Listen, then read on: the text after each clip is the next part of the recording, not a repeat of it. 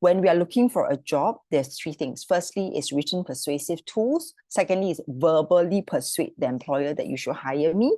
Thirdly, is the reputation. Okay, so when I say written, there's something that we write to persuade the employer or employing organization, you should hire me.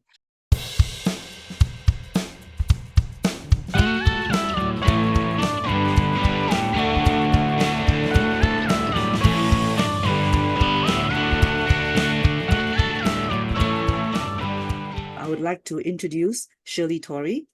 She's the founder and director of Mums at Work. And they do a very important work because, for moms, even like myself, have left the workforce. Sometimes it's a lack of confidence in going back, and Sher-li and team really help to equip these women who are so talented so that they can ease the transition back into the workforce and have very meaningful lives and contributions to their family. And besides that, Sher-li also has also launched Career Navigators to equip more women, and she works with the corporations to create those opportunities for the women. In fact, in the years that she started it, more than 53,000 women have been supported. So that's pretty amazing.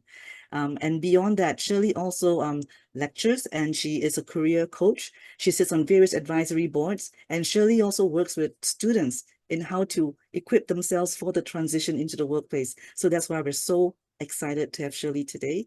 Sher-li, welcome. Hi, Moon. Thank you very much for the introduction. I thought maybe, I think when Moon asked me to come and share, I said, I don't have all the answers, but hopefully some of what I share might be, useful. Okay, just let me very quickly share screen and hopefully you can see my screen.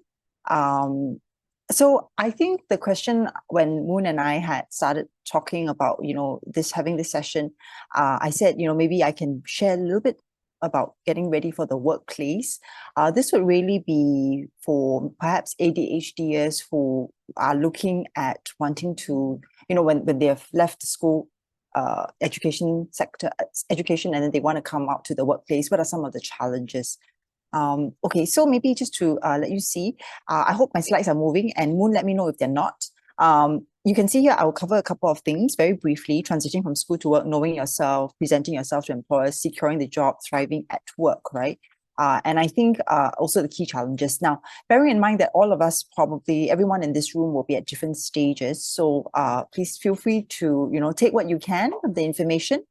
If it's not useful or relevant to you, no problems. You can always ask me questions later on as well. Yeah. Okay. So transition from school to work, very generally, we're talking about student life to employee life. Okay. So this is across the board. You see that really your life as a student, whether you're a parent or whether you're at a youth stage going into it, there are a couple of things that are quite different, and I'll go more into details later on.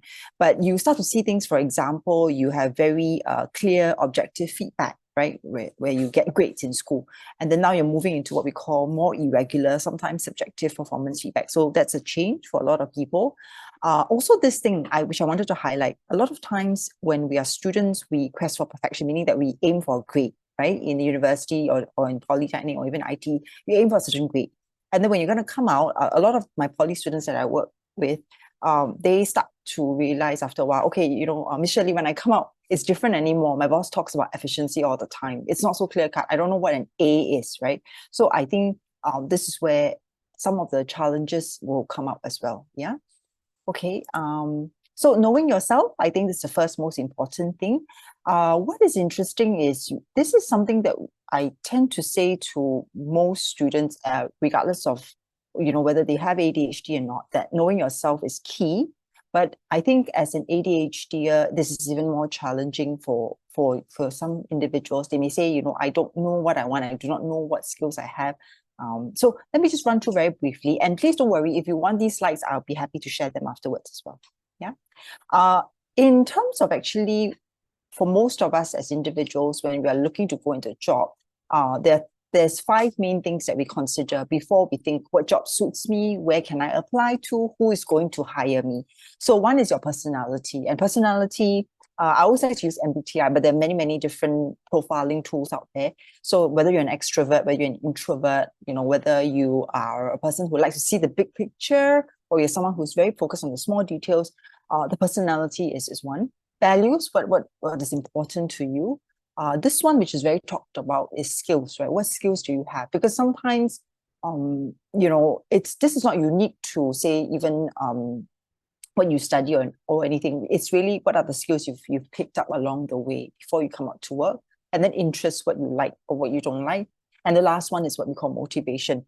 Now, what is interesting here is you see it's really the mixture of these 5 things that help you determine if you are a good fit for a job. And interestingly, actually, for when an employer is hiring, they are also trying to suss up all these things about you to decide if you're actually the right fit. Okay, so I'll go more into it later on as well.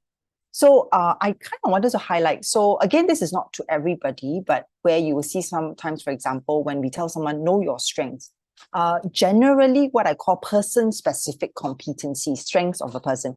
This is really unique to individuals. That means it's really because of who you are, your background.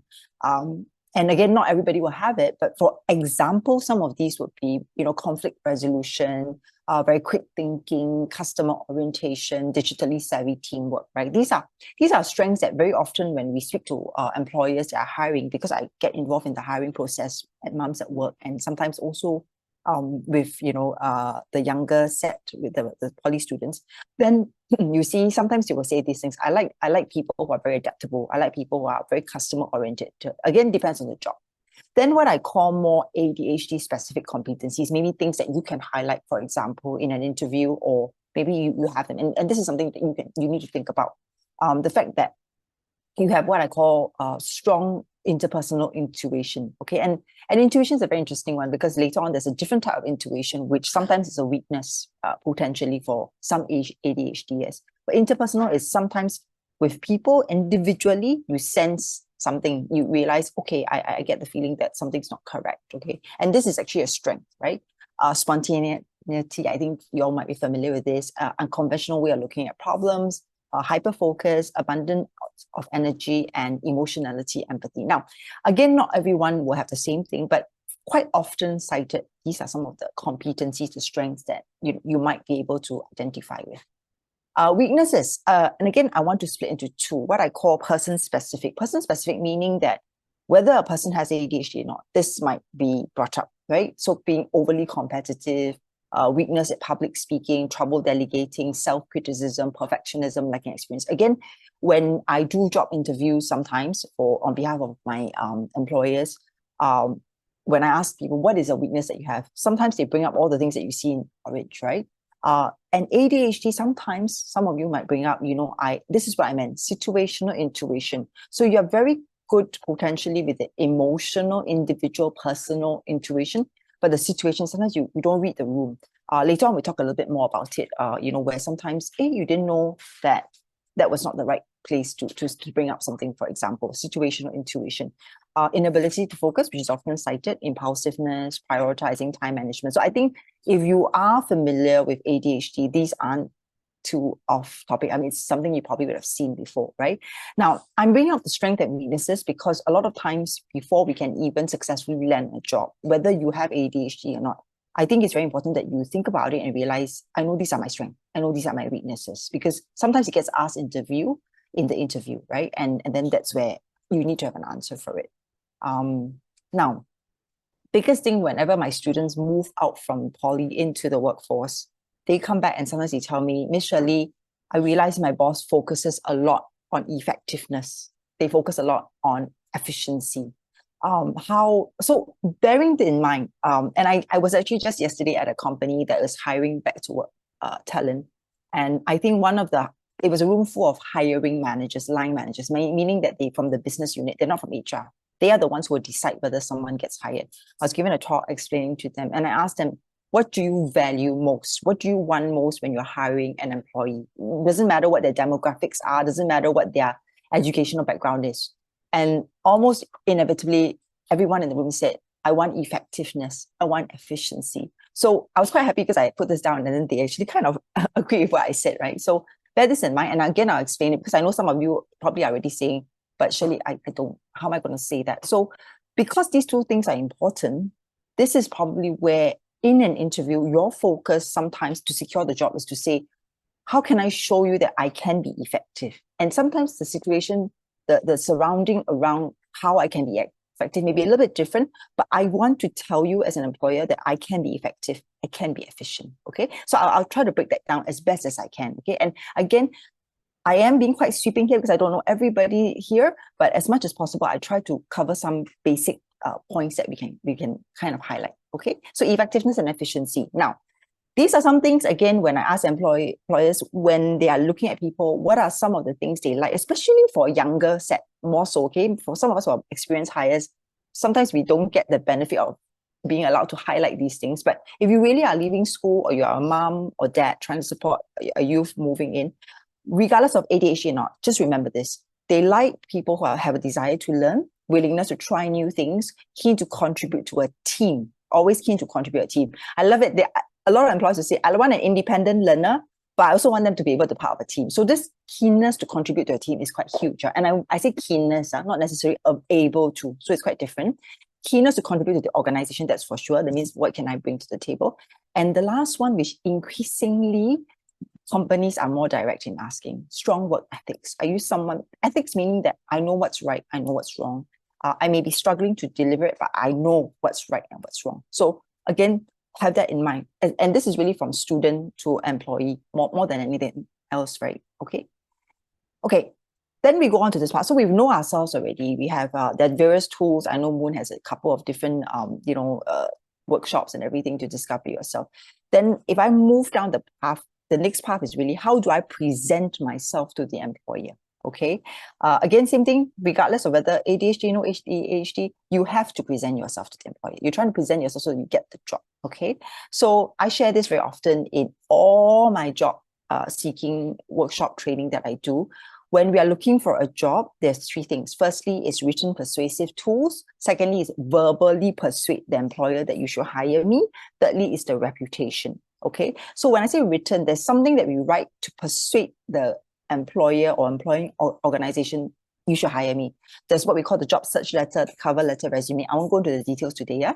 The verbal persuasive tools is the networking, how you reach out to people, and the interview part, which for a lot of people, it's a painful and scary thing. Okay. And then the building of the reputation, which is offline, online. So now I'll go a bit more into it to say, what can you do if you have ADHD? What can you do to try to, in a way, use these tools effectively so that they help you land the interview and then eventually land the job? Okay.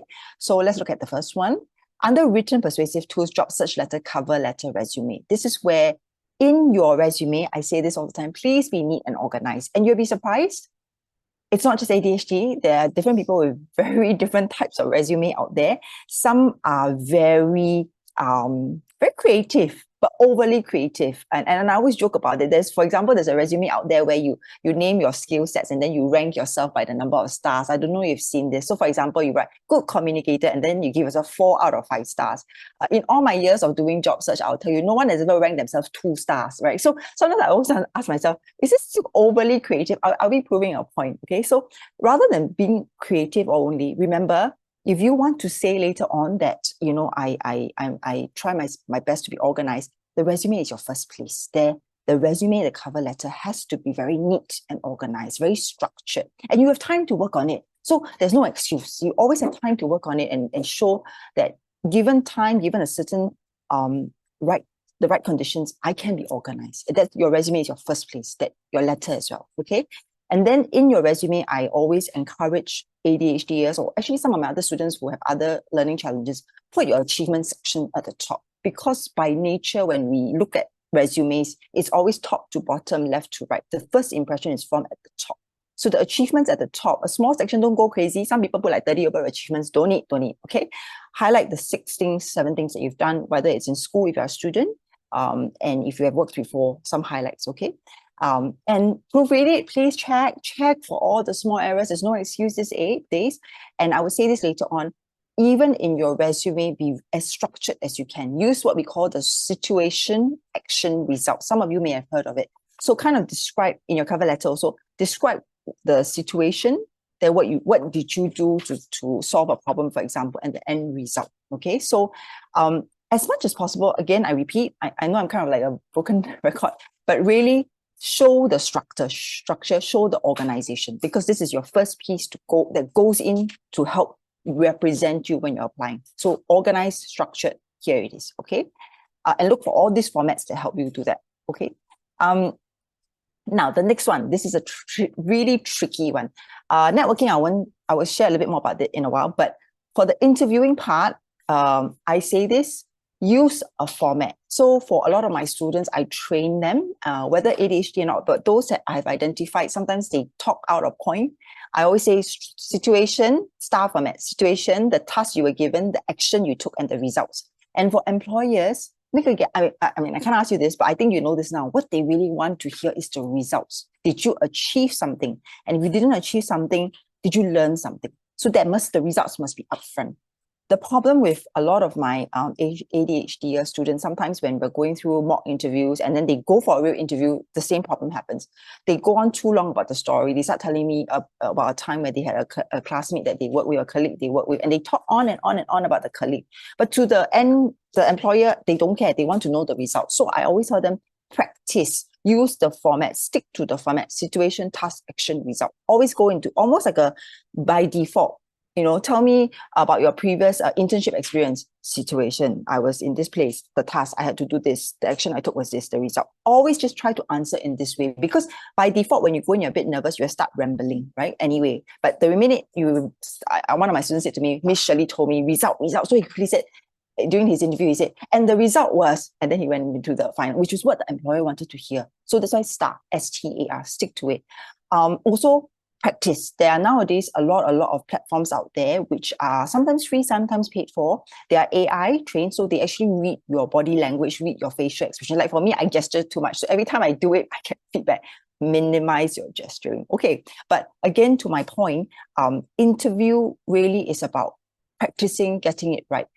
For those without ADHD, I repeat again and again, practice. With ADHD, even more so. Practice with different questions until you get it. And you almost train yourself to be concise, right? Conciseness is something that can be trained when you speak.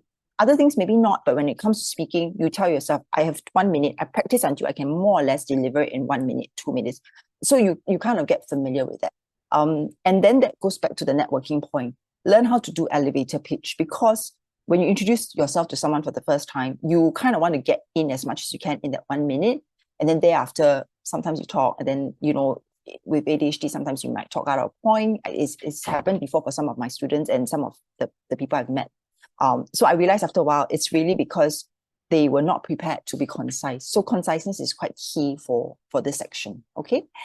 Then building a reputation. Now, offline is basically everything that you do, so I won't go too much into it, but online is the important thing. Now, I love LinkedIn. When it first started, I didn't like it. I didn't know what it was. But once it started, I liked it because it is one place where you can put things up which you may not be able to put in your resume. You may forget to mention during the interview because the interviewer never asked you. So you remember how I said, you want to show completion, you want to show efficiency, you want to show that you can get things done. This is where, if you can, in your LinkedIn, you are able to add things like projects. You can show photos, you can show links to things you've completed, and be very strategic in your posts. I don't really have a lot of time to go into this, but later on I can explain if you ask me. Also get testimonials online where people who have worked with you, it could be even educators, like I said, where they found your keenness to learn, put it online as much as possible. Because when you go in for the interview, it's you versus the interviewer only, right? But before that, from my experience, I've noticed as long as you have a LinkedIn profile, most employers will be busybody enough to click and check you out before you come, just as most interviewees will also click and check out the interviewer before they go for the interview. So it is good to use LinkedIn to, in a way, create the impression of being efficient, effective, and all these things before you go in. So that the mindset is set in a way that branding is set to a certain extent. And when you go in for the interview, the rest of it helps to communicate the same point. Okay. Yeah, I gesture a lot. You haven't figured out. Okay. The fourth point is securing the job. Again, I mentioned all that, focusing on the strengths, the resume, highlighting the skills. I like to highlight skills because a lot of times you want to show them that as long as I can show you that I have the skill in the right situation, I probably can achieve the results. Okay. So I talked a little bit about that just now. I don't want to go too much into it. Later on, under Q&A can ask me again as well. Okay. Under the interview, I mentioned the research the company, always know them, and then the situation, the task, the action, the results. This is what I mentioned earlier on, the situation, the story. And remember this, don't get stuck in the story. Never get stuck in the story. I know this is not just limited to ADHD. Whenever we want to tell something, like tell me about a time when you had to work with a difficult boss, wow, then you start thinking in your brain about the story. It's very long, it's all these things, right? Don't. Because the story to the other person, they don't really want to know that. What they want to know is what action you took and the result. So go along these lines, practice, get your stories ready, and then go in. When they ask the questions, you have a story ready to tell. Okay. And then rehearse, time yourself, the 2 minute. Remember, I told you about the AIs that are available. You go beyond 2-3 minutes, it will warn you. Too much time, they can not concise enough. So there are these things that you can do, and watch yourself do it. Like for me, I only knew I used too many gestures when I would play back recordings. I'm like, oh my gosh, craziness, right? So again, to my point, really, really think about it. Really ask yourself, okay, video myself, watch it. Where am I getting it right? Where am I getting it wrong? Okay, so this is for interviews. Okay, this one, I know touchy topic, so I can cover it later on in Q&A. Do you want to disclose or do you not want to disclose? Now, I'm going to frame it a little bit differently, okay? I feel that some of the ADHD struggles need not be disclosed. You can frame it as a generic weakness, and I'll show you how in a while. Don't worry, okay? More importantly, always, by the way, the magical question is, what is your weakness, right? Don't just say, the worst answer I've ever had was, I'm stubborn, okay? That kind of weakness, cannot help it. Okay, come up with a weakness, but also your solution for it, okay? So I give you an example. I'll show you 2 examples. Example, getting organized, being organized. Organization is something that does not come naturally to me, but over the years, I put in a lot of effort into creating external systems and strategies to keep myself organized. And as a result, I'm now better organized than my peers despite my struggles. I do occasionally need to ask people to slow down so that I can take notes. Now, if you look at the purple color section, right, it's a very valid thing to ask people to slow down so I can take notes, right? So you see how you, in a way, you've already said, I know my challenge, okay? I have a solution for it. I also know that it may become a challenge again, but I also have a solution for it. I tell you, for most hiring managers, they love it. They love it when they have, okay, you know which is your problem and you seem to know your solution. To a manager, that's amazing because then you're going to be efficient. Okay. Another one here, the green color, blue color one of my weaknesses is time management, very commonly brought up. Then they mentioned this, right? If I have a project due at a certain deadline, what I do is I break it down into smaller goals. I do this and it gives me extra time. So again, I found a solution for my challenge. You give an example from school days, you give an example from your past job, from your internship, what have you. But I've seen people say, now, can you see these 2 that I brought up are actually quite common for ADHDers, but it's also quite common for non-ADHDers. So this is my point about how perhaps you can bring up your points without having to disclose, okay? And I will totally leave it to you because this is a different topic altogether, but this is where I mean by, is there a way I can bring it up in the interview without having to disclose it? Okay. And again, I'll take questions later for this. Okay. So disclosure or not, the good thing about disclosure, sometimes it shows honesty, vulnerability, self-awareness, commitment to improvement. And you know how those solutions, it shows self-management, but you have to read the room and you have to decide for yourself. Okay. But I just wanted to put it out there in case you choose to do it. I find that not all, but many employers, when it comes to what we call diversity hiring, right? Hiring people that maybe they don't think about usually as a talent pool. A lot of times, if the individual says that I know that this is potentially the challenge I have, but this is also the solution I have for myself to self-manage, a lot of managers are very happy about that. They find that, okay, this is fine. I think we can work with you. We can support you. So it depends on every situation. But I will say, just have a thought about it, okay? Now, how to thrive at work. I know that Adrian will spend more time doing it, so I'll be very quick with this, okay? These are all various. So I looked it up. I really looked it up when people ask for different accommodations. Now, if you just broadly look across all these, can you tell asking for some of these things will not necessarily make the other person think that, oh my gosh, maybe you have ADHD, if you don't want to disclose, right? It's very reasonable requests. using noise cancelling headphones. I know people who just use noise cancelling headphones for the fun of it, right? They say, I just need it. But also discussing expectations performance with bosses more often. And later on, I'll talk a little bit more about how having some of this actually does help anyway, okay? The shifts from home nowadays, because increasingly, not all firms, but many firms have hybrid work arrangements, they do work around it. Now, some of these are also, because I work with the moms returning to work, right? Some of the women returning to work also ask for some of these things too. Say, can I get this? Can I have job duties that are split into smaller tasks? Shorter? They do all these things too. And I've seen successfully, they ask for it and the employers actually say, as long as you can manage it, fine. So these are examples of how you ask for accommodations in a way where you can sense, you can almost see most managers are likely to say yes to it. Okay, but again, this is not all the solution. I only had 9 boxes, so that's why I put 9 things in there. I'm sure there are others as well. Okay. Should I tell my manager? I mentioned already, depends on the team culture, your relationship, your manager, your job role, your job's KPI, and your familiarity with your own skills. Because if you are you're very good at something or you're very weak at something, how you manage your weakness, to my earlier point, that's where the answer is. Okay. And also the other thing, your manager lah. Some managers, everybody doesn't talk to them about anything, so then maybe you don't want to disclose. Okay. Okay, bear in mind that you may be able to ask for an accommodation without disclosing. So I gave you that example just now. Okay, now challenges and solution, I'll be very fast. This is not from me. I took it from a website where they list out all the potential challenges for ADHDers. And again, yours may not fall into this category. Yours may boredom, distraction, forgetfulness, hyperactivity, impulsiveness, lack of relationship skills, time management, procrastination. Now, again, this was based on, I cannot remember where now. I think when you scroll down later on, you can see where I took the points from. Now, this being, again, some of the challenges. Now, can you see how some of these that I mentioned earlier on, they are actually the accommodations that will help you. So for example, time management, the biggest one, right? Can you see having this split of job duties, having more frequent check-ins? We call it check-ins with employers. That means don't have to do it very often. Once per week, at least 15 minutes, sit down to say, where am I up to speed at? Where am I not up to speed at? Ask for it, right? So again, because we bring women back to work, we teach the women to ask for it, and they do, and they get it, and they say it's a big help, okay?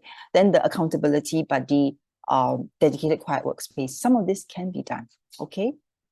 And then very broadly, time management, sales, communication, and centering. Now, I'm not going to spend too much time on this because I would like very much to leave it to the Q&A to answer it. And also because I know that Adrian has a lot of interesting things to share.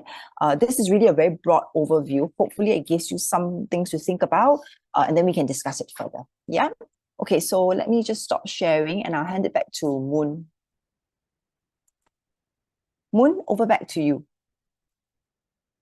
Yes, hi. Thank you, Sher-li. I found I learned actually a lot from this as well. And, from what I'm seeing from some of the messages being sent to me, I think the audience here really appreciates that. And you all can have the slides. So the best, like you slowly look at it every day and admire it and think about it. So I told Moon, please feel free to share those slides. Yeah. Thank you for being so generous, by the way. And I think it's really important to focus on the strengths. Yes. And also to look at things from the employer's perspective. Yes. So that I found it very useful. And also the fact that you showed the transition, right? From the student mode to the work mode. Yes. And how that is actually very different. And, we don't really think about it too much, but that chart that you had, the slide, really showed that transition. And it's important because then it helps us adjust our own expectation. Yes, correct, definitely. Okay, so I would love to also now get our other panelists on board. So let me just introduce Adrian first. Adrian is a partner at ET Potential. He's a change catalyst and coach, and he has a special talent in developing bespoke programs, okay, that has behavioral change in the participants. Besides his background in management consulting, IT, financial services, he has a lot of domain experience and networks in the different areas. Adrian actually was diagnosed with ADHD not too long ago. So he's also sharing from the perspective of himself as an adult ADHD in the workplace. So that's why I think it's just so special to have him here. And Adrian himself is a transition coach. So he also works with adults that, have been retrenched, and, how he's helping them get back on their feet again, identify their strengths. So, he's just also received a certification as a ICF coach, and he's also going for his adult education trainer. So very happy to have Adrian here today. And Adrian, over to you. Well, thank you, Moon. Can I have the slides, please? Okay, hi. So this is me. I'm Adrian, and I have several different roles basically. So one of it is I started already. I'm partnering with another individual from Malaysia, and it's called ET Potential. And what we do is basically coaching and facilitation work. So it is through this partnership that I actually got my coaching certification. That's what it is. But I think what's more important for today is that I'm also a career coach and a transition coach. So I've been with Randstad RiseSmart for the past 5 years. And I'm also a senior consultant with the RBL Group. So those of you in HR who are familiar with Dave Ulrich, he'll be in town as a keynote speaker for the World HR Congress. Yeah, so he's my boss, my big boss.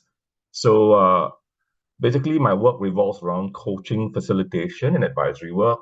And basically, I'm also very interested and I have a passion for organizational effectiveness, culture, and also workplace innovation. So again, like as Moonlight says, I was diagnosed in 2021, late 2021, with ADHD. And I actually took up coaching to help me cope with it. And I'm also, as you can see, volunteering very much with Unlocking ADHD's corporate programs. Okay, so let's come out to something very simple here. So what are the common challenges of ADHD career for ADHD career people, right? So often we often misunderstood, right? So what I mean by misunderstood? Uh, Moon always likes to describe it as a Ferrari brain on bicycle brakes because we tend to talk fast, uh, think fast, but you see our brain, our Ferrari, our processing of the brain is very fast, but we cannot execute. The problem is we are because our frontal lobe happens to be underdeveloped to some degree. So there's a tendency for us to overthink things, and in terms of execution, that's where the challenge comes in. And what happens if we end up being out of point quite often in what we say because why are you speaking off tangent, right?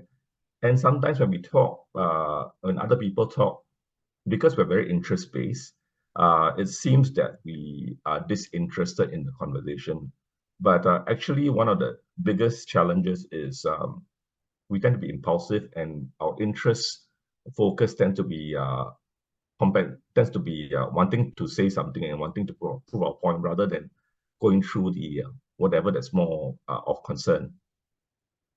So we are often viewed as underperformers. So like most other ADHDers, I also have my fair share of challenges in the job circle. I've also been retrenched a few times, and part of it is because part of it could be time management, and sometimes the delivery part is a challenge, the execution.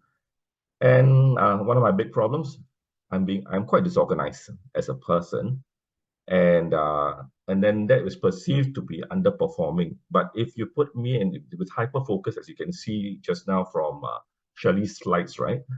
If we become more hyper focused, we can actually do things very fast and very well, a lot better than most others. So there are pros and cons to being part of the spectrum, and thus part of it then is there's difficulty holding on to a job, and typically a lot of ADHDers, if they can't cope with the work, you see quite a few of them, or quite a few of us, in basically trying to go through a performance improvement plan with employers, and also frequent job changes. And because of that, and because of the repetitiveness and the challenges we face, as you grow a bit older, fewer job opportunities. And it's not only on the job, but also at home, right? So your spouse starts to become a parent, and then you will always be seeking instructions, and you always be the person that will say, okay, what do you want me to do? But rather than you being the person that is holding the fort and all that, so that's a challenge for ADHDs, and I think some of you may resonate with that. So there's a struggle with family dynamics, and sometimes we tend to forget simple tasks like turning off the lights and God forbid, turning off the gas stove, And of course, with frequent bouts of joblessness, it actually does impact family dynamics quite a bit. And that leads to anxiety and depression. So in a lot of cases, people tend to lose hope. I mean, these things are not unique to ADHDers, but unfortunately in ADHD, these things are actually pronounced and more amplified. And because of our impulsiveness and we tend to say things and do things and we regret what we do later. And there are many who actually fail to come to terms with the condition that they have. So for me, I'm a late discoverer of it. So before I knew that I had a condition, sometimes I ask a lot of questions to myself as well. So, I mean, in essence, it boils down to two things. One, I guess we need to be more aware of ourselves, what our strengths are, and how we look like. How do we want to show up in front of our bosses or in front of our potential employers? And of course, we also know that we tend to be impulsive. So how do we at least stop that impulsive behavior, right? So moving on from challenges and how do we manage our careers then, right? So I think first of all, I think it's the most important thing. If there's anything you need to take away from at least my part of this session, because I think Sher-li has given you wonderful nuggets. I shouldn't be repeating what she says, but what I want to do is to share with you that as for myself and as for most ADHDers, I think what the best thing that we take away from this session is to know ourselves well, right? And how do you know ourselves well? I guess some of you, or quite a few of you, are familiar with Susan Boyle, and she actually won, or was she second place in Britain's Got Talent, right? And I mean, she's not your typical profile, good-looking entertainer, right? But she had the voice of an angel, right? So in that moment of brilliance and in the way she sang I Dream a Dream in Britain's Got Talent, she actually became a worldwide sensation, right? So that was a moment where she showed up and she showed the best of her in front of a larger audience. But you know what? Every one of you, whether you're looking for a job or in your previous role or whatever, would have your Susan Boyle moments, right? And it's not just that one time. There are probably a few occasions when you show that even for students, when you are in your CCAs or we are helping some friend with the work or whatever not, you would see that you may have a moment of brilliance or a moment where you are at your best, right? I guess what we need to do as ADHDers is we need to actually identify when is a time we're at our best and try to let that show up, right? Whether it's in the interviews or at work, right? So in a lot of my coaching conversations with the candidates that I work with, I try to get them to articulate their Susan Boyle moments, and they start to realize when they think about it. I ask them a simple question: what 3 words best describe you as a person when you are at your best? And when they actually start thinking about it, they start to realize that, hey, there's something in me that it's very different from others, right?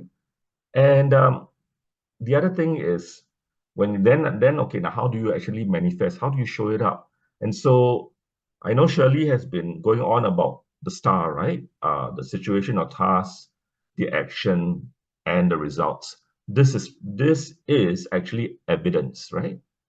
Evidence to show that you have had an experience of that moment where you are at your best. Show it. And what employers wants to see is evidence, right? And again, I guess I'm going to go through later. I think one of the other things that you may need to understand as well is in an interview, please understand who's interviewing you. It could be the hiring manager. It could be the hiring manager's boss.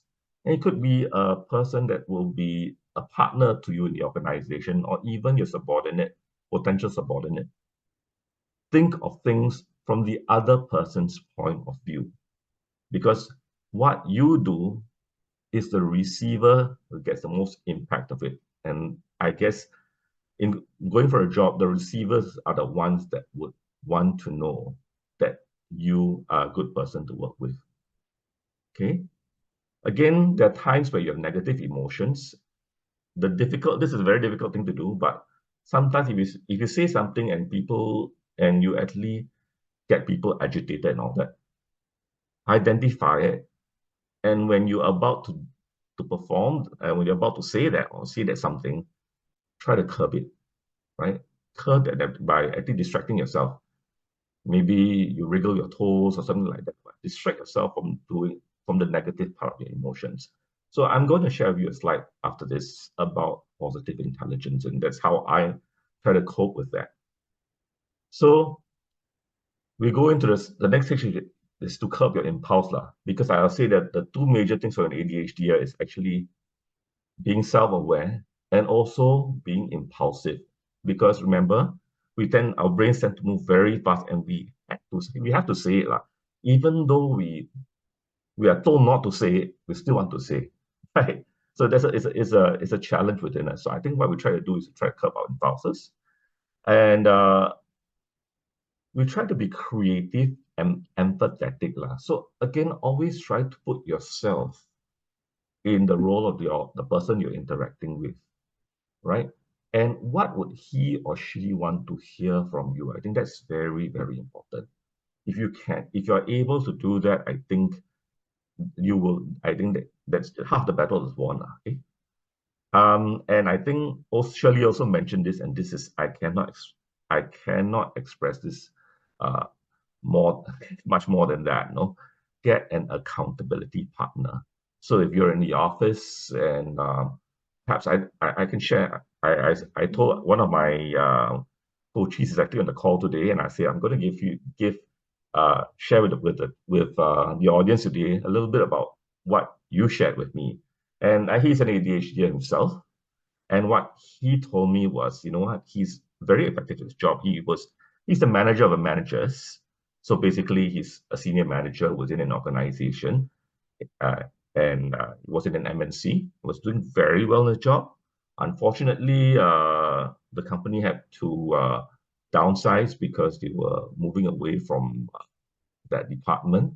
But what's important to know is that how he managed to, in spite of his condition, how he managed to thrive and do well in the organization is because he has someone that's with him who could actually say, hey, so and so, can you please help me to remind me that, okay, I need to do this time.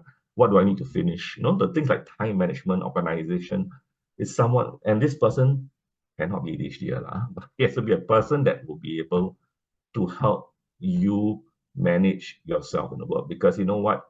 The ADHD strengths, if you can manage these things, far compensates for these little weaknesses that we have. Self-care is important, right? What I try to do is I try to do morning walks. So sometimes I wake up earlier than the rest of the family, take about 30, 45 minutes and let the endorphins kick in. And because I've been diagnosed, and I also medicate myself, so I do take some medication to calm my brain. And what I try also to do is to build a happy environment where I am. Again, not easy, because when we get ourselves into trouble, we tend to be very, very emotional, and it could actually blow up like crazy. So that's something that we need to be very aware about what we do, and try to distract ourselves if we get too emotional, right? Job hunting, right? So, as per the Susan Boyle moment, identify yourself when you are at your best, and give evidence. These are two things.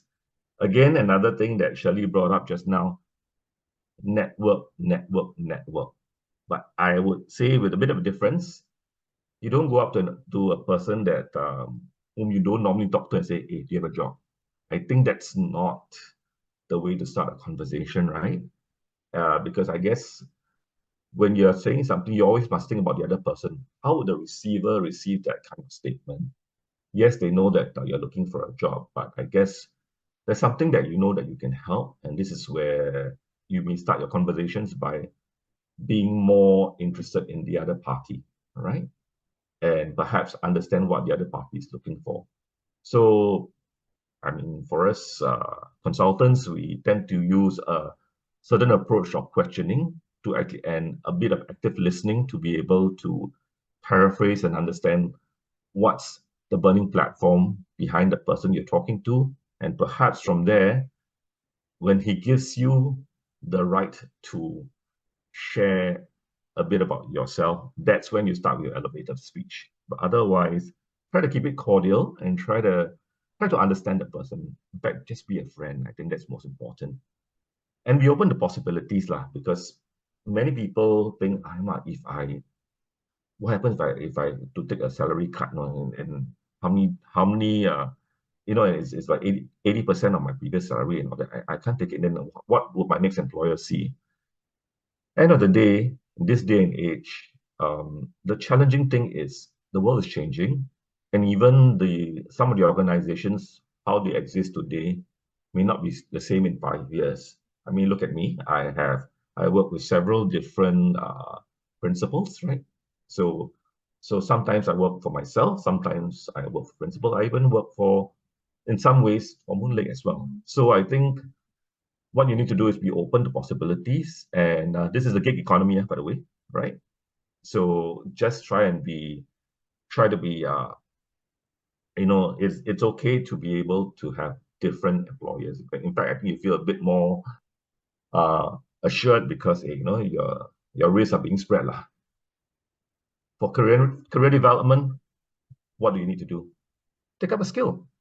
So I told myself that I had an actor program, but basically right now actor is somewhat passe already, and they came up with the ACLP, so I'm actually doing it right now. So I'm trying to learn a skill to help me boost my career, but at the same time, I'm also very interested in what happens in the world out there. And oftentimes, I'm a bit of a capo, so I'm also interested in others. But what it does is actually helps you to open your mind. And it's not about the world revolving around you, but it's also revolving around everyone that's there. Okay? So, I spoke to you just now about how do you distract yourself and be more positive, right? So on the left-hand side, on the pinkish side, right? This is what we call the parts of you that sabotages you. But you know what? When you were young, these were the things that actually help you cope and help you grow in life. But as you grow older, life changes and these becomes impediments to you. And the biggest impediment that I think we all have is the impediment of being very judgmental, right? And part of that, and when we become judgmental, we tend to have opinions.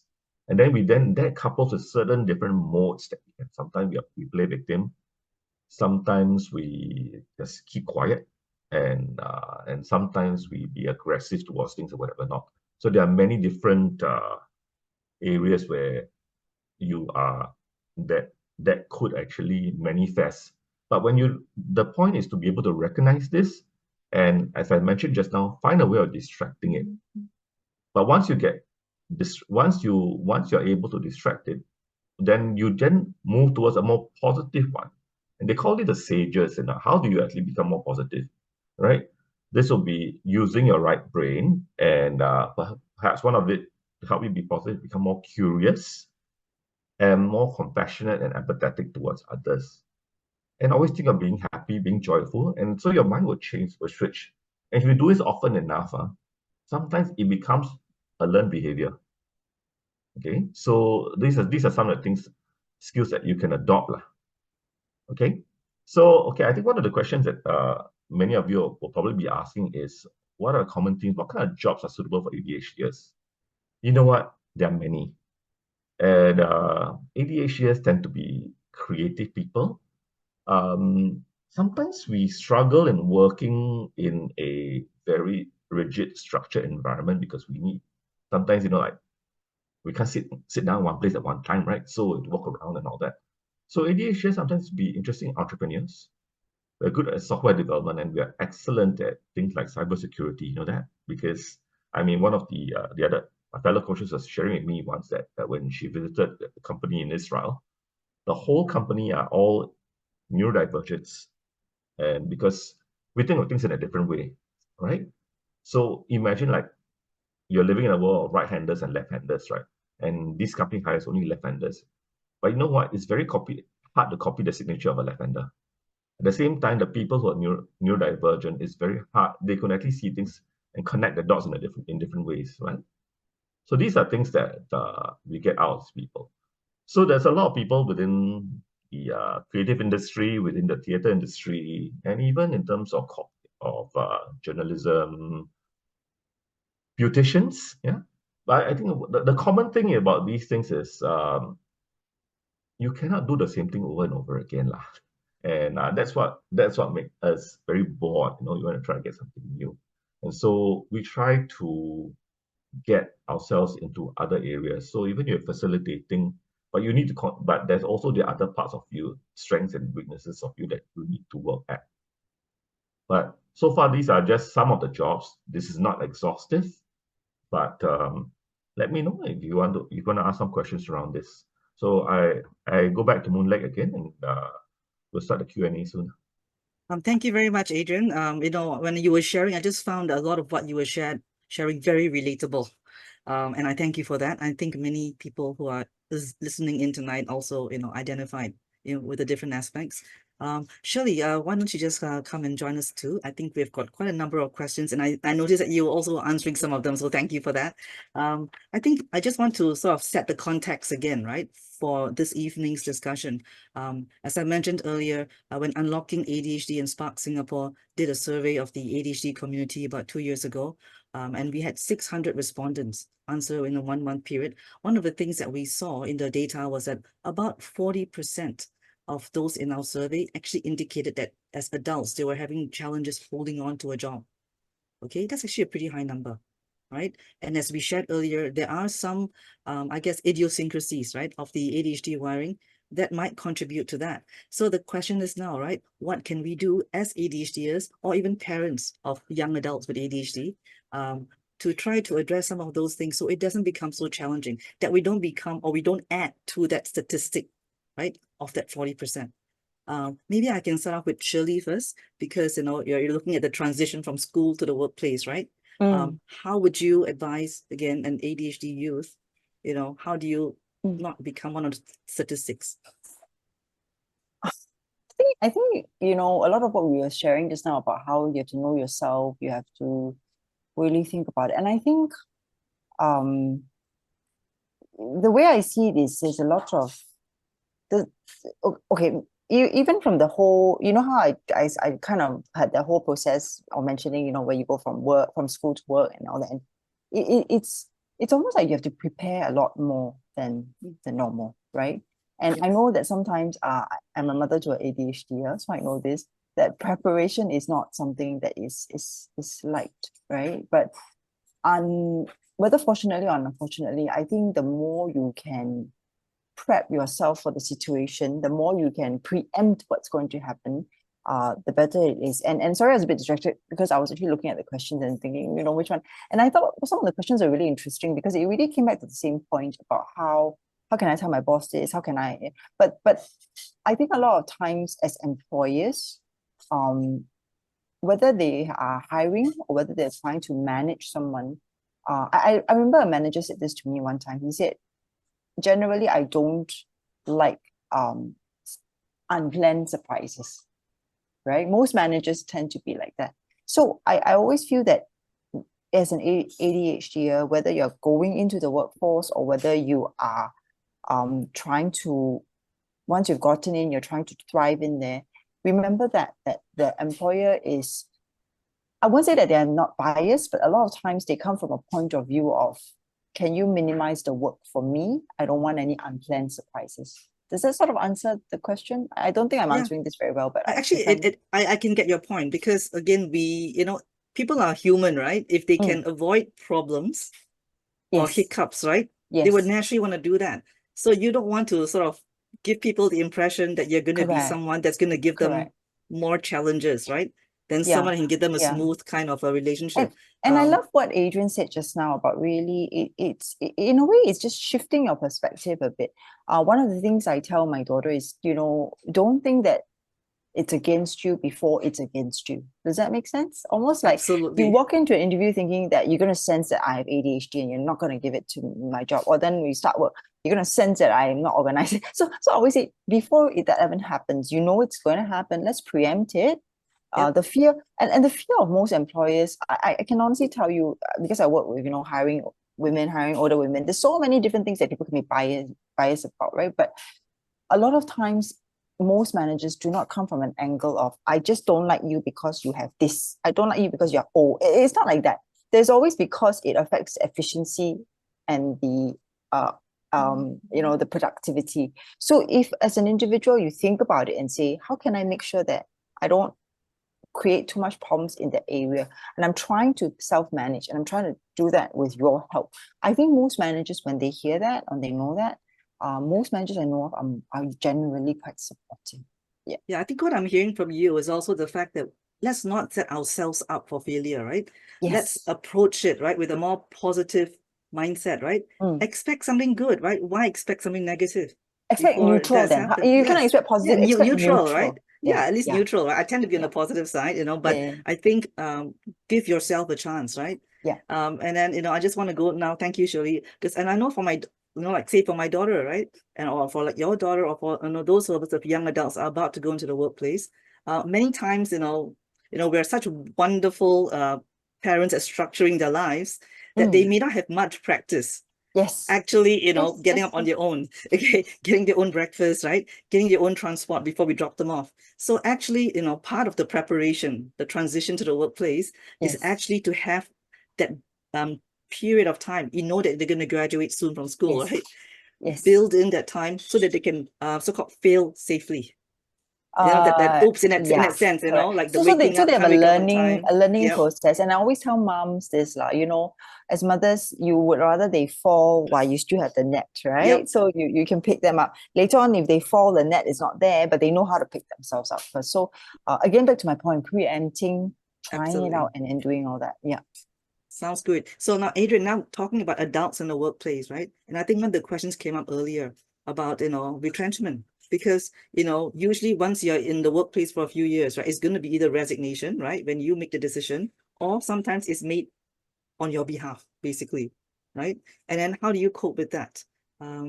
Maybe I can hear your views. I think from what I've spoken to, because I do transition coaching, so the people that I speak to all have been retrenched lah. That's the one thing that's common. Right. And first thing they need to be made aware of is it's not about them. Sometimes decisions are made on top.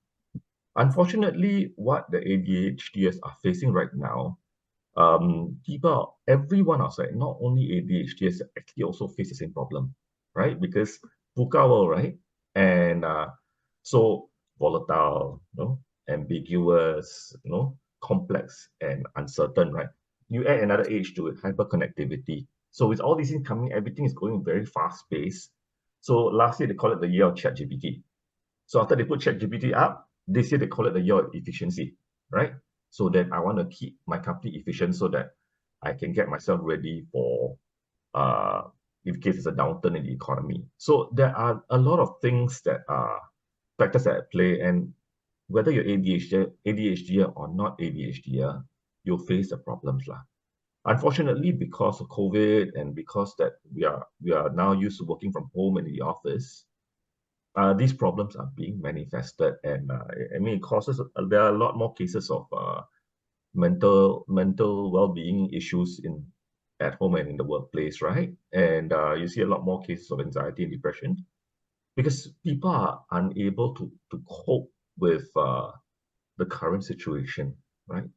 So, and that is current reality. Now, how do you work around this? So I say, you're talking about gig work at the end of the day, and there's a difference between pure gig work and there's a subset of it is what I call platform economy. This is where people start doing Grab drivers and And Right. basically, So going back to the retrenchment though, right? Because I mean, I think quite a number of us in the audience, right, may have experienced that before, right? And as ADHDers, you know, we tend to feel emotions more than others, you know, the high, low lows, right? And also in a way, there's this feeling of maybe I'm not good enough, you know, it's the rejection, right? And then it brings a sense of shame, you know, so that is one thing that, you know, being aware that some of the feelings that might come, right, naturally, but it may not actually be the case that we're not good enough, right? It could be some economics considerations, right? And all that. So it's really to be able to separate but who also, we are and yeah. but saying that, Moon, and Shirley for that matter, I think what's important as well is to know that sometimes we cannot measure ourselves with the same yardstick as a normal person, right? Because um, we have to work a lot harder as ADHDers to actually get to a certain point. But what we try to do is, like I always like to use the left-handed example, right? I'll try and find my way around things, and suddenly I do something very differently from other people, right? So we have to work a lot harder, but there's a joy in it because when you start putting in the effort around that, you tend to find newer ways of coping. In fact, maybe find newer ways of being more creative at doing something. But it's difficult to compare ourselves with a neurotypical person in the workplace because if we try to do that, we get a lot more anxious and more depressed, to be For honest. sure. And I just want to say that also there's no shame in being retrenched, you know, like about 20 years ago, I also experienced it myself, right? But the key is what do we do with it, right? Do we like let ourselves stay there, right? Or can we do something to move out? Yeah. Right. And that I think is where the resilience comes in, right? To know that there's hope. And sometimes when you look back, that kind of period in one's life could be just the watershed for another more liberating kind of environment, right? So reframing, I think, for an ADHDer is pretty important. I just want to go to some of the questions that we received, right? You know, prior to the event as well. And I think one of the questions that people struggle with is knowing their strengths. Okay, because we know that the ADHD wiring is very much interest and novelty based wiring. And we do know as well that, you know, if we can latch on to areas that we are strong in, that we're interested in, we can really become like mini specialists, right? In that. So how do we identify that so that we can really power through? You remember how I had the slides on personality and skills and all that. Okay, this is probably a pretty biased take, but I'll just say I love MBTI. I love it because it really tells you who you are as a person, right? Like I'm an extrovert to the max, right? And for years I can never understand my introverted husband, right? And then after I read it, I was like, oh, so this is what he actually thinks about. So my point is, and I've seen it with a lot of people that I train for MBTI. They discover who they are. And I think once you are aware, you start to become a bit clearer of where your strengths are. So I'll say this: extroverts have their strengths, introverts definitely have their strengths, for example. And I think where the interesting one that comes up is this in MBTI world, right? There's something called judging and perceiving. The judges are the ones that are very organized and structured. So even when they go on holiday, they plan every single minute of the day. And then the P's are the one we turn up, we fly to the Thailand, and then all right, we're here, right? And when you put everybody in a room and they are interacting, actually, this is the interesting thing. They realize after a while that you need all types in order for society to function.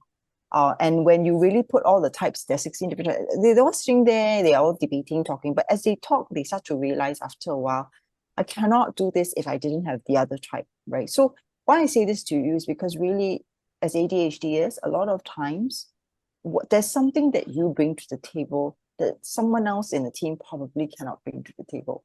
I remember many years ago in my class I was training, there was one boy who he was very obviously ADHD, and I knew he had it. But he was such a joy to have, actually. He was innocently fun and you know, and he oddly enough, he was very positive, you know, because we kept talking about negativity, but he had resilience in him. And of course, there were times where it's down. But I remember going up to him and telling him, you know, I know you struggle a lot. I know sometimes you feel like you've talked too much in my classes, but You are a real joy to have. Every time you say something fun, the whole class lights up. And it's a class of accountants lah, so all, on the more serious side. And then I said, isn't it nice, right? And I think that's why I'm trying to say that sometimes, and he actually said to me, but Miss Sher-li, I thought telling jokes and all isn't important. I said, but it is. As a tutor, I'll tell you now, it is. You really liven up a Monday morning class. So to my point, really finding out what it is. And sometimes it's personality, sometimes it's skills, sometimes it's an interest that you have, sometimes it's even your value. There was a question in the Q&A about why is integrity a skill. I find that a lot of times when people struggle with interest or skills, or they can't prove their skills, they fall back to the core, which is, if I work for you, I will be as honest and as hardworking as I possibly can be. That is ethics, that is integrity. And if that's where your strength, please speak it up, because I know for sure there are many people who don't have also, right, when they apply for a job. So you find what is you that I think you can communicate to potential interviewers and to job. And eventually when you are in a company, remember that those are your strengths too. Yeah. So what I'm hearing actually is a certain amount of self-awareness, right? That's what the MBTI A lot does, of self-awareness. Right? Like say, for me, I use the Clifton Strength Finder. Yes. Right? Or even like say, ask, a couple of your good friends, right? How would they describe you or describe your strengths? Because I think ADHDs, we're notorious on not being able to judge ourselves very neutrally and objectively, right? Adrian, what kind of tools do you use when you have your coaches? Yeah, I think, like I said just now, I actually mentioned it, like that your Susan Ball moment, right? It is actually to actually look at yourself, and because I mean, I'm dealing with the mid-career people, and they're out there for a reason. A lot of these people are quite senior in the workplace, and they get promoted because they've done some things well. So they have their Susan Ball moments, right? It's for them to be able to capture them and snapshot them, and be able to reflect on them. Why is this my Susan Ball moment? So what do I have in me? Do I want to show up to Mr. Hirer, Mr. Employer? What do I want to show up to you? And when you're thinking about your Susan Ball moments, you're thinking of collecting your stars or your SARS, whatever you call I like that. Right? That's very positive. Yes. Right. Yes. So that's where you can then you actually naturally will find your strengths in trying to build up to that area. And the other thing also about the strength of being different from other people, maybe I share with you a model in terms of, because right now we work a lot in teams. So there's this guru in terms of Patrick Lencioni, who talks about the 5 dysfunctions of teams, right? Part of it, the first thing that you look at is basically conflict, right? Why is it important for teams to be able to conflict with each other, right? Because at the end of the day, you need to see this from a different point of view. And if you can do that, but more importantly is you can empathize with the problem and actually put the different point of view to that problem. What you have are different possibilities. So you look at it from that way.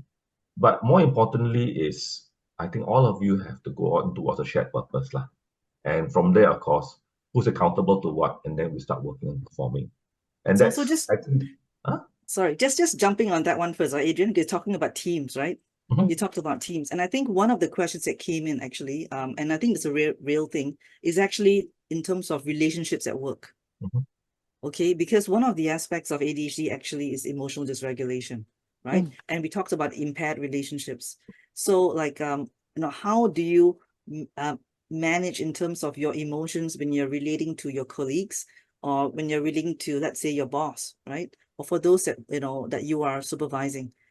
Because it's fraught with all kinds of, when there's emotions in there, there's going to be open to a lot of maybe misunderstanding as well of cues, being read in a certain way.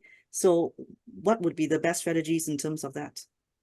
I mean, if you have a foil, basically accountability partner or partner in crime, whatever you want to call it, right? If you have that person out there, that person actually can actually keep you in check to some degree, right? Because you have ideas, but sometimes your emotions may go out of whack, so that person has to keep you back, keep you on a hold. Otherwise, I think things can start going up awry, right? So that's one strategy I think that's important. Perhaps I think Sher-li and Moon-lit, you have your fair share of experiences as well. Maybe I you want to can. hear Shirley's person. I'll share mine, okay? I think when it comes to emotions, okay, I can't share my own story, but I'll share. Today I was at a panel, and one of the panelists actually, he openly admitted it, so I can say, he's a very senior director, and he said that in his younger years, he struggled. He had a lot of meltdowns, a lot of emotional. He couldn't handle it, and I think he said one of the things was he learned over time to find strategies. So he knows it's coming. He's going to have an emotional reaction, and he cannot, because he cannot stop the emotions from happening. But what did was he literally told himself, the minute I sense it's coming, I'm going to walk away, right? I'm going to, so don't focus on what he was trying to say was basically don't focus on solving to curb the emotion, but to know when to sense it's coming and ask for time to, can I just walk away, right? Or give me a second, or just pick up something, I'm going to the toilet or whatever, right? So again, I thought he mentioned how in his earlier part of his career, he had struggles and it was so out of control that even he walked up at interview before and told the guy, I'm done. You've asked really bad questions, I'm out of here, right?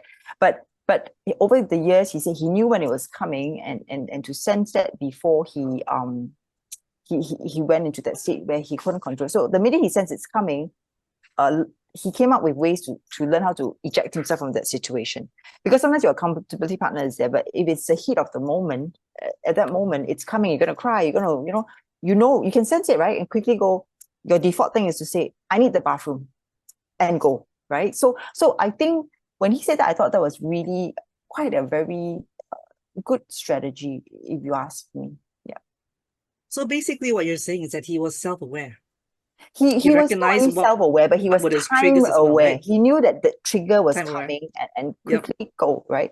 And actually, as we get older, I would think most of us are a bit more aware of it. So you know it's coming. The person is saying that one word. Like for me, my word is old. The minute someone say old, I'm like, okay, I'm coming. I'm getting angry already, right? So okay, I'm going to toilet. Like I need to go. And then you find your way to regulate back before you come back in. Of course, it's not always ideal, but I think what he was trying to say was the more he did it, the stronger he got at recognizing it. And before, the break comes before, actually even before the break comes, it's like I get out of the car before I even start going forward, rather than you have to apply the brakes. Does that make sense? Yeah. Yeah. I mean, I know for myself, because I'm more predominantly hyperactive impulsive, right? So I might have too intense a vibe sometimes, right? And then I'm aware of that, and so sometimes it's not, always easy to, some people might feel like a bit intimidated or whatever with myself. So it's sort of like being aware of that, and then trying to see whether in those situations it might be good to have a buffer. Yeah. A buffer person, right? So that people may feel a bit easier to talk to that person rather than to me, even though I mean well, but sometimes, right, it might be perceived a bit too strong. So again, it's still something I'm working on, as a so-called manager with ADHD, but it's something that just be aware, right? There are some things you can work on and try and change a bit, but there are things it is the way it is. So how do you work around, right? So that everyone can work and move together as a team. Talking about emotions, the other question I wanted to ask, right, which comes up quite a lot, is to do with overwhelm. Okay. Because for some of us that are having the wiring that's maybe predominantly inattentive, right? That tends to be easier overwhelmed. Okay. So how do you deal with it in the workplace? Adrian, maybe any tips from you? Well, I mean, this is based on personal experience. You need to learn how to say no, sometimes, right? It is what it is. And if sometimes sometimes you want to prove yourself by trying to do too many things, and then end of the day you get yourself in hotter soup. So that is one thing that you need to do.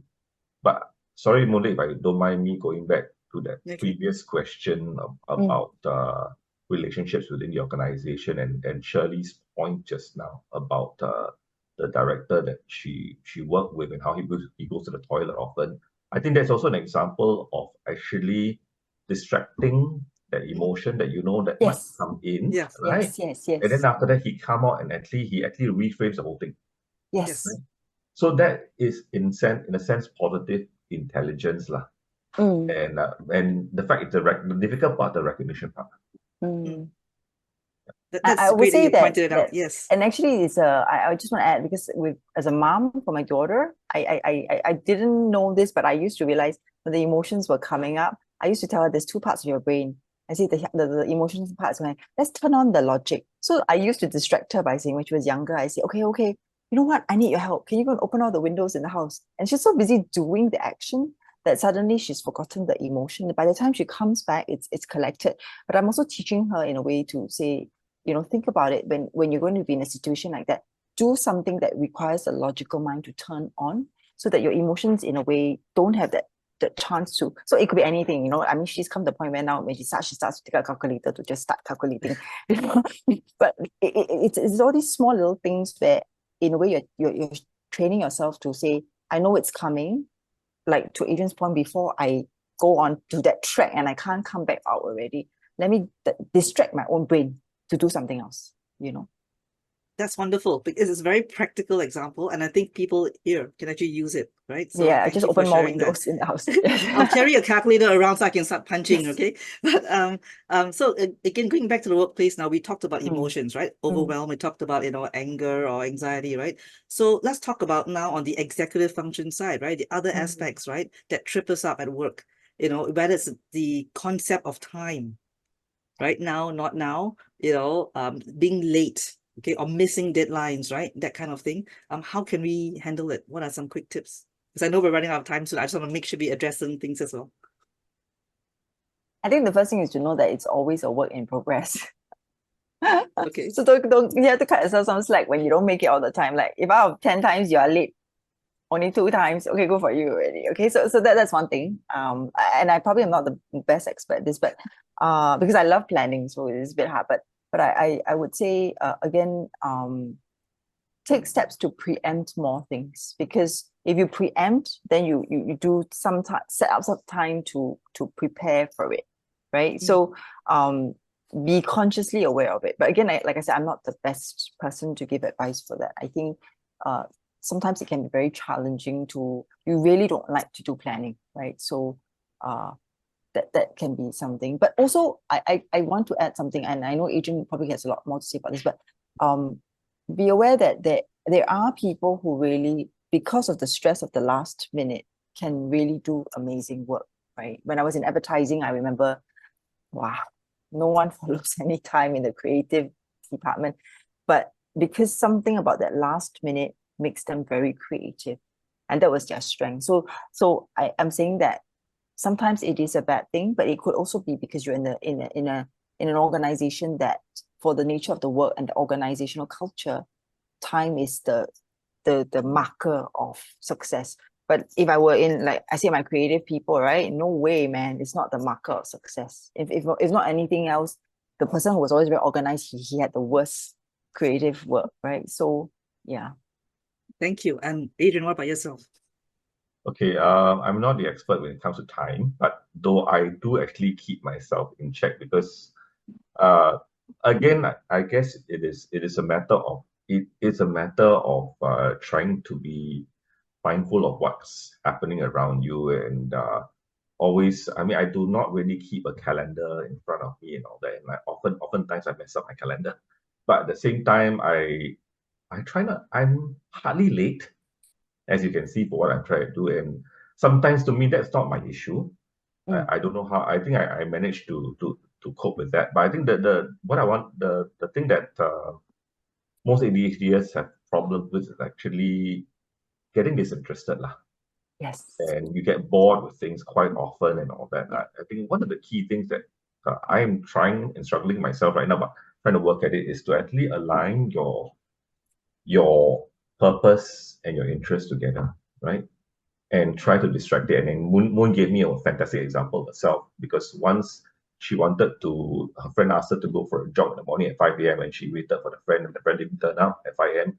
But she still went on a jog and she looked at it very positively for her friend, because her friend wanted to, at least jolted her to start jogging, right? It's something that she wanted to do for a long time, but she didn't have a chance to do it. So even though she didn't turn up, she saw the positive aspect of that situation. And that's interesting, you see. So I guess that's one way to look at it. And I think Moon was a fine example of that, what Sher-li did to me on that one.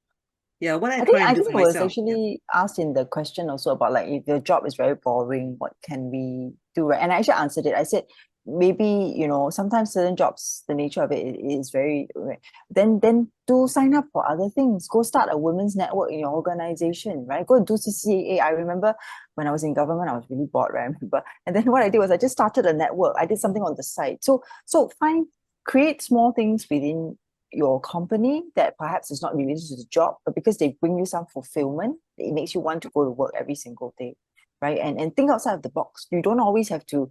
I know people who don't like their job too, right? They hate it. They think it's very boring. Whether they're ADHDers, then what they do is like I said, they create something.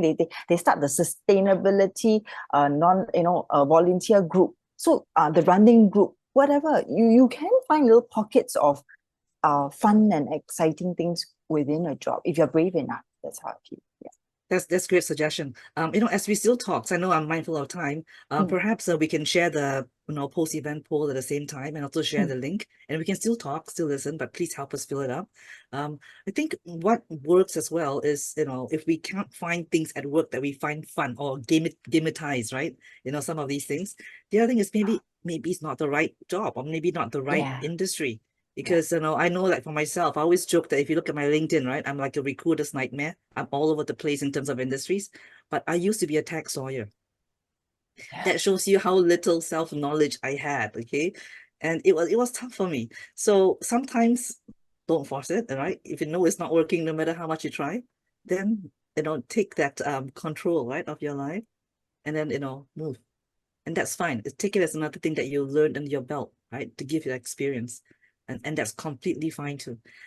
So the other question I had, and I think that comes up quite a bit as well, is how do you, if you're working with a colleague that you suspect may have ADHD, how do you support them, but also how do you very tactfully try to maneuver that relationship or manage your boss or manage your colleague in that sense?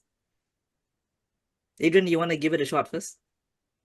As a coach, right, you ask questions, and you want to try and get them to understand a little bit more about themselves. It's exactly what I do as a transition coach, right? It's about asking them, it's about getting them to think deeper. And once they think deeper, sometimes the eureka moment comes out. Okay, yeah, this is something that I think I can. That I didn't know about me, but when through active listening, to paraphrasing, to going through keywords and all that, it actually helps the person to dig a bit deeper, lah. And in relation to the future, because I'm not a counselor, so I don't want to dig into the past. Otherwise, it's even I won't be able to handle that, right? But as a coach, we try and help them to look forward and what might stop them from doing what they do, or what could help them to do what they do. But just think about the person and get the person to. So reflection, right? Reflection is one of those things that helps. I mean, they say when life gives you lemons, make lemonade, right? So even in situations, right, that may not always be so positive, right? Is there something that one can learn to make one stronger, right? And move on from there. I think that's sort of an important thing too, right? Before we end, we want to end soon, but I just want to make sure, right, that there's value add for those who are dialing in today. What do you think is something very key that you would like those who attend tonight to remember, if they couldn't remember anything else, right? What's the one key thing in terms of managing your life, in the workplace, that you want people to walk away with? Maybe I'll start because I'm more with the younger set, right? I think that a lot of times, whatever the situation is, or whatever your condition might be, know that on the other end, for the employer, a bit of what I said earlier on, it's not always a personal thing. It's not always a personal bias. It's not personal judgment. A lot of times they are thinking more along the lines of, do you fit the team? Can you, So I would say when it comes to employment, applying for jobs, don't take things personally. If you've applied to 50 over companies and no one responds to you, it doesn't mean you're bad. I can honestly tell you, if you understood how the system works, the way things are eliminated, you'll be like, wow, my resume never stood a chance just because it didn't make the cut here.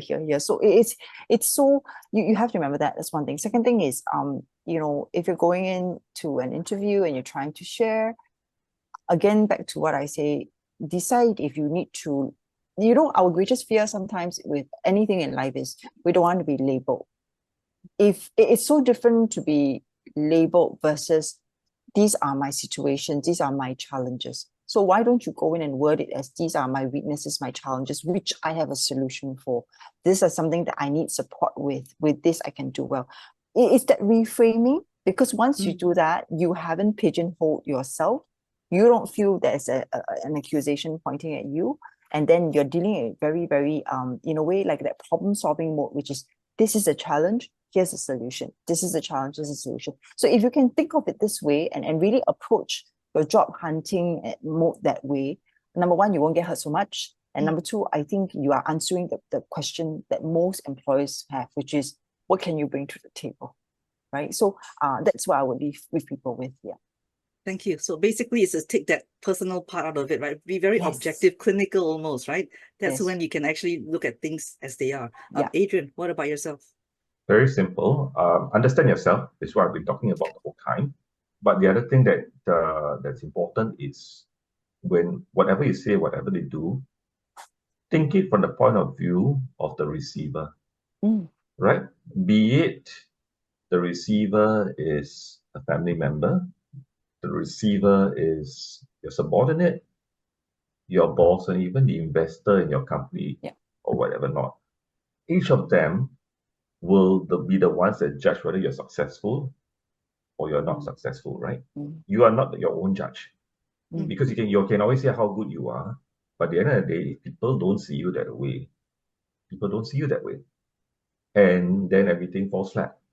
So the result of what you do is in the hands of your receiver.